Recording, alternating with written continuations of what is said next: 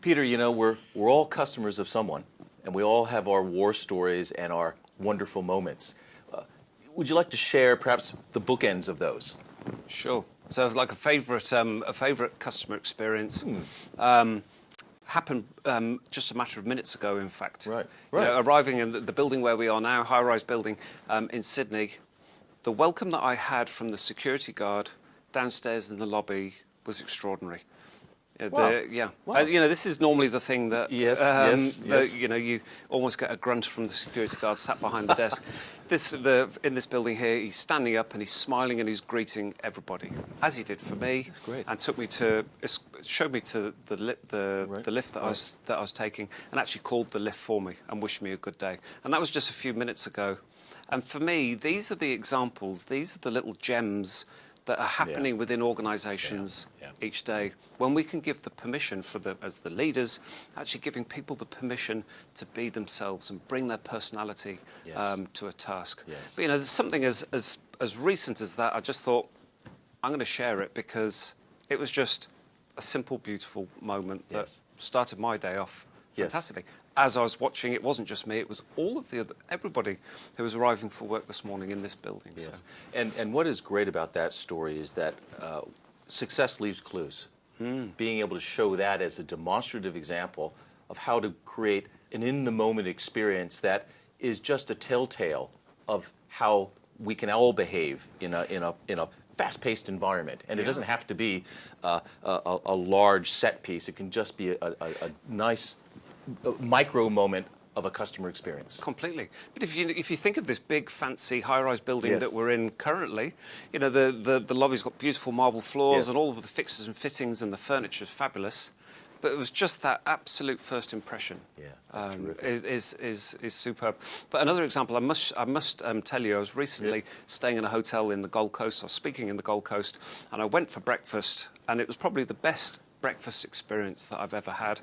And I was standing looking at the breakfast selection, beautifully displayed selection, and I was giggling like a child in a sweet shop, because in front of me were all of the chefs behind the buffet with the donuts, and they were chocolate-filled donuts. You're right. But the thing that they'd done, and again it goes back into the permission for people to be creative, these were liquid-filled donuts, but inside just at the top of the donuts were little plastic syringes with the liquid chocolate.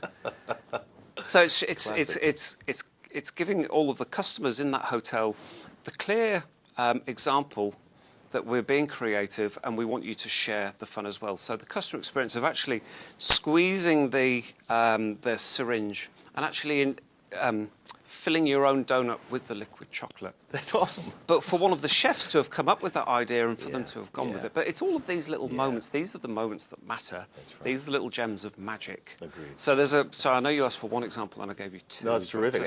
And you can't script that. As you said before, it's about the culture and the dynamics within that culture that give people the freedom to think creatively, to use their own recognizance, and to be able to create for themselves that kind of value connection. Yeah. You know, the donuts could have just been on a silver plate as donuts, but they took it a little bit further. They did more. They just added another layer of real special to it. You know, so. Well, speaking of taking it further, my example comes from just about a month ago. I was in the U.S. and I was at Tiffany's. Now, I know everyone expects great service at Tiffany's, but let me give you the context. It was in Los Angeles, and I walked in flip-flops and jeans and shorts, and I was buying two very minor pieces of jewelry. And for context, they were only a couple $100s each. It wasn't thousands of dollars. You walk into Tiffany's, people are dripping with money, and you can see where as you say, the top drawer service comes from.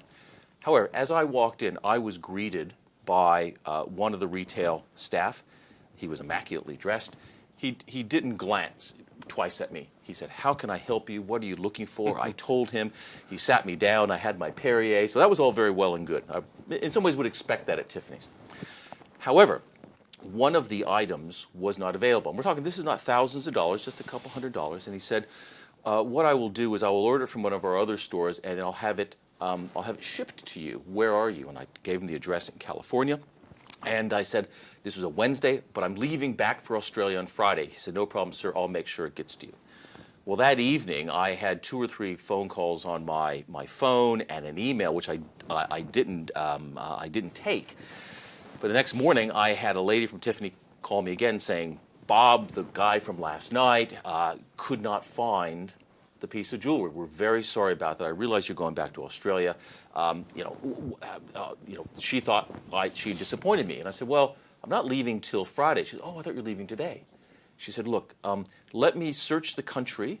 I will try to find it for you. If I can, I will have it shipped not just overnight, I'll have it shipped next day morning.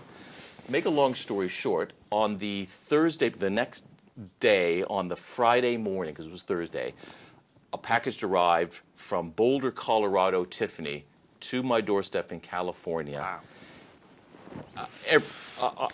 I was blown away. I was not spending thousands and thousands of dollars. I don't know what the shipping costs must have themselves been over a couple $100. Had to have been, or at least Amazing.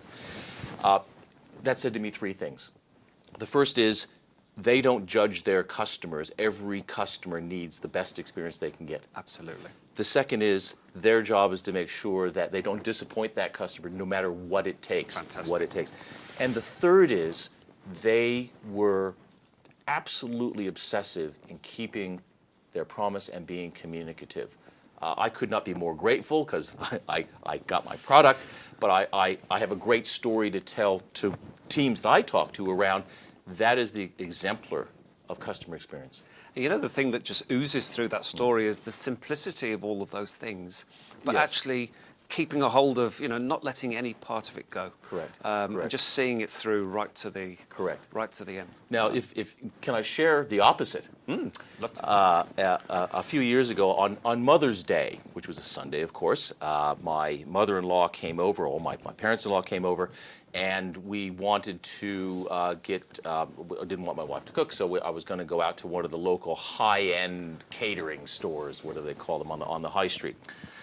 I got there at 12:01 Sunday, Mother's Day, and the door was closed. It was locked, but I could see them through the door. 12:01, they close at noon, and I'm seeing them through the door. And I'm going, oh, can you help me, please? I need to get food. It's Mother's Day, and they're going, no, we can't help you. The register's closed, and they're yelling at me through the door. And we're going, I'll pay you cash. They wouldn't help me. Yeah. They could see that it was Mother's Day. I told them through the glass what I wanted. I will tell, and I do tell everybody, I won't mention their name here, I tell everybody within my ambit, do not go to that store. They have no desire for your business. They care more about their hours of trade than they actually do about serving their customers with an experience. All they really had to do was open the door. I'd have paid them cash, and they'd made a lifelong friend and customer. That's not going to happen here. Yeah. And the word that's rolling around in my mind is process. Yes. When we give people a process and they live within a process. Yes. With no boundaries to express. Yes. Just going a little bit further. So That's right. wow, it's horrifying. Well, yes, I'm not quite sure what we did that day, but you're quite right. The process had to change thereafter. Yeah. God, fantastic examples. And we could talk all day on this, but I know we probably shouldn't. But Well, let's move on from jewelry and pizza to the next topic.